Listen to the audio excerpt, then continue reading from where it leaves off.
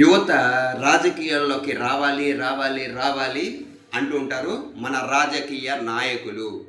అదంతా పైకి చెప్పే మాట. యువత వచ్చి రాజకీయాల్లోకి రాకూడదు అన్నది వాళ్ళ మనసులోని మాట.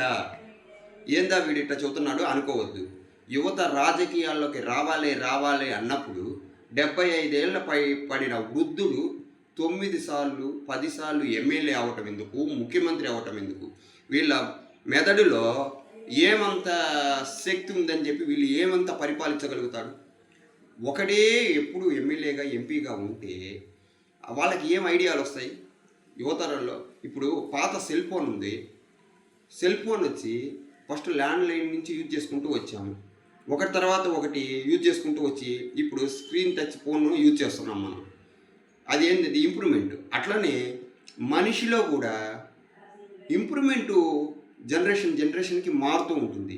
పాత చింతకాయ పచ్చడిలాగా ఈ 75 ఏళ్ళ వ్యక్తిని మనం ఎమ్మెల్యే, ఎంపీని, ముఖ్యమంత్రిని, ప్రధానమంత్రిని చేయటం అంత అవసరమా? ఇటువంటి వాళ్ళు మనకు రాజకీయాలకి అవసరం లేదు. వాళ్ళకి ఇంకా ఐడియాలు ఉండవు.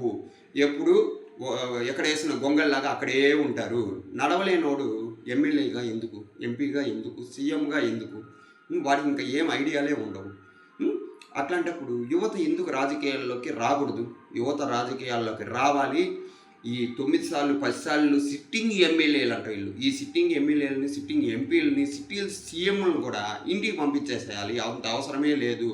మళ్ళీ ఎంప్లాయీకి 58 సంవత్సరాలు ఒక వయసు పరిమితిని పెట్టి పంపిస్తున్నారా లేదా ఇంటికి? అటువంటప్పుడు ఈ రాజకీయ నాయకుల్ని మనం ఎందుకు పంపించలేకపోతున్నాము?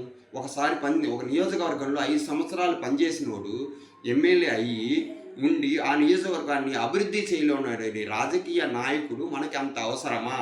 ఇటువంటి స్వార్థ సంకుచిత రాజకీయ నాయకులను మనము ఎంత తొందరగా ఇంటికి పంపిస్తే అంత తొందరగా భారతదేశము, మన రాష్ట్రం కూడా ఇంప్రూవ్మెంట్ అవుతుంది. అంతే తప్పితే ఎవరో వచ్చి ఏదో వచ్చి చేయరు.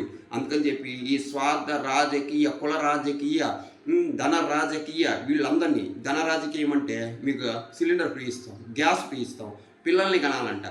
నలుగురు పిల్లల్ని కంటే వీడు వచ్చి మనకి ఏమైనా కూడు పెడతాడా? పెట్టడు కదా.